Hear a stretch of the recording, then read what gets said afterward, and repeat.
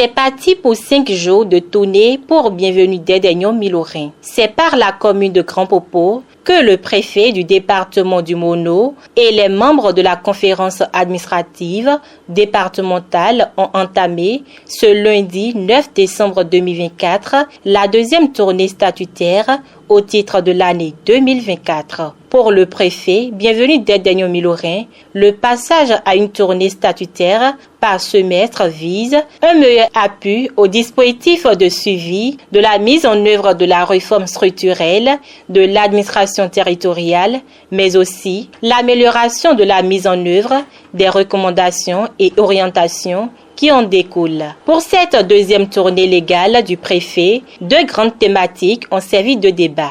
Il s'agit notamment des rôles et responsabilités des acteurs communaux dans la mobilisation des ressources propres de la commune à l'ère de la décentralisation et la coproduction de la sécurité, rôles et responsabilités des garants des US et coutumes. En ce qui concerne le secteur de mobilisation des ressources propres, Cyrilia Yebé, secrétaire exécutive de la mairie de Grand Popo, a fait le bilan des ressources mobilisées jusqu'à ce jour. Au thème de son exposé, l'on note une baisse considérable des ressources propres. Cyrilia Yebé. Au marché, il y a le refus de paiement des tickets par les usagers. Pour le recouvrement de la CDL sur les produits maraîchers, il y a également certains marchands qui refusent de payer et des chargements qui se font dans la nuit profonde.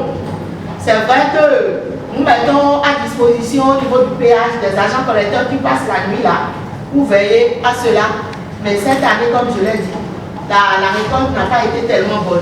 Pour les recettes partagées, rien n'a encore été retrocédé. Contrairement au 30 novembre 2023, où 2 565 000 avaient été déjà reçus. Il en résulte donc que les recettes propres mobilisées au 30 novembre s'élèvent à 232 105 201 francs, contre 377 224 323 francs au 30 novembre 2024.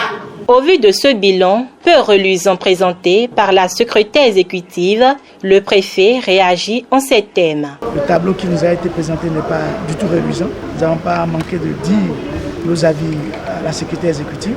Nous sentons de l'immobilisme, de l'inaction, de manque d'initiative, notamment en matière d'élargissement de l'assiette pour mobiliser les ressources. Et je crois que les instructions ont été données pour que et les élus communaux, et les services déconcentrés de l'État, et le secrétariat exécutif trouvent les mécanismes, mais également les stratégies à mettre en œuvre pour investir cette tendance. Fort des analyses du préfet, autorités communales comme locales et la secrétaire exécutive ont pris en compte les recommandations faites et sur place, ils ont pris des engagements pour relever le défi. Jocelyn Aïkwe-Ayi, maire de la commune de Grand Popo. Nous avons compris chaque acteur par rapport à ce qu'il engage et par rapport à sa position, a compris en effet ce qu'il doit faire pour que 2025 soit plus reluisant que 2024. Nous n'avons pas la prétention d'avoir fait beaucoup et bien. Quelques engagements ont été pris pour booster un peu certains couloirs. Et j'espère qu'en le faisant, nous pouvons nous situer dans une position qui ne serait forcément pas la meilleure que nous aurions souhaité, mais qui serait non plus mal et nous permettre de nous préparer pour 2025. Après l'étape de Grand Popo, la délégation préfectorale s'est rendue dans la commune de Komé.